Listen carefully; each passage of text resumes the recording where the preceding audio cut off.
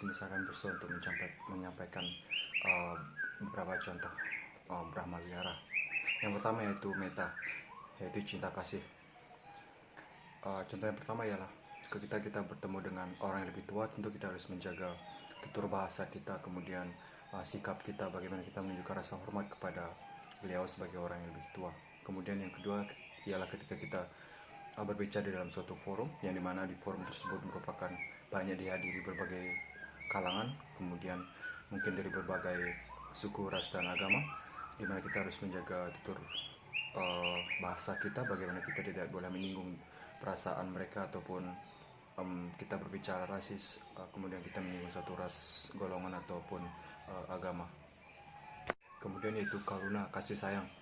Contoh pertama ialah suatu ketika saya melihat seekor kucing di jalan yang terlantar dan dia sangat kelihatan kelaparan dan sangat kurus.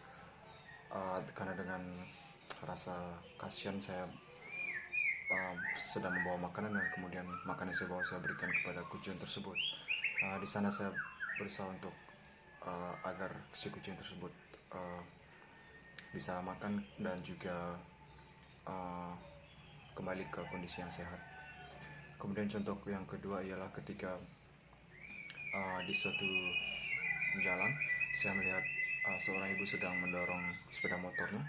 Kemudian saya berhenti dan menanyakan kepada ibu tersebut. Ternyata ibu tersebut kehabisan bensin. Kemudian saya mengatakan kepada ibu tersebut untuk menunggu di tempat tersebut agar saya bisa membelikan bahan bakar untuk ibu tersebut. Akhirnya saya belikan bahan bakar untuk motor ibu tersebut agar ibu tersebut bisa melanjutkan perjalanannya.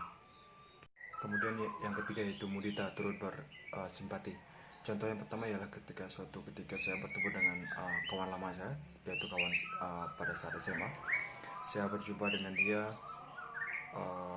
waktu itu dia belum menjadi seorang atasan, kemudian dia masih menjadi seorang staf biasa. Kemudian saya bertemu selang beberapa waktu, ternyata dia sudah bisa mencapai sebagai atasan ataupun supervisor.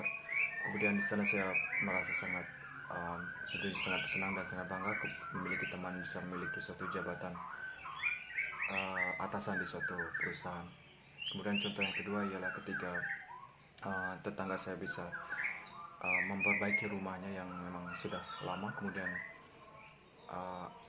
mereka juga bisa membeli sebuah mobil, yaitu tentunya hal yang sangat membanggakan bagi mereka. Tentunya juga saya sebagai tetangga juga sangat bahagia bisa melihat mereka berkembang ataupun bisa memperbaiki rumah mereka.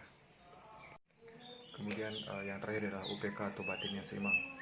Dalam suatu ketika saya melihat seorang paman ataupun saudara yang mungkin sudah berumur 30-an, dia sudah menikah, kemudian sudah memiliki anak. Namun dalam satu ketika dalam keadaan yang sangat sedih karena mungkin beliau tidak memiliki uang, beliau terlihat sangat murung dan juga sangat dalam keadaan yang tertekan. Kemudian saya berusaha untuk menanyakan kepada beliau mungkin ada masalah apa atau apa. Kemudian beliau mengatakan bahwa beliau sedang tidak memiliki uang, sedangkan anak beliau sedang membutuhkan uang untuk sekolahnya.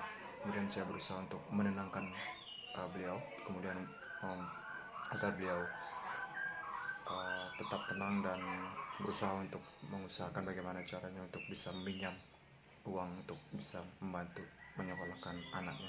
Kemudian contoh yang kedua ialah saya sendiri pernah mengalami, yaitu di mana saat kondisi yang benar-benar terpuruk, kita merasa stres, kemudian kita merasa tertekan, kita merasa sendiri, seakan dunia ini begitu sempit. Di saat seperti itu kita berusaha untuk harus bisa untuk mengontrol diri, yaitu mengendalikan diri. Kemudian kita harus berpikir, kita harus bisa berpikir dengan jernih agar kita bisa mengendalikan kondisi yang sedang kita alami. Kemudian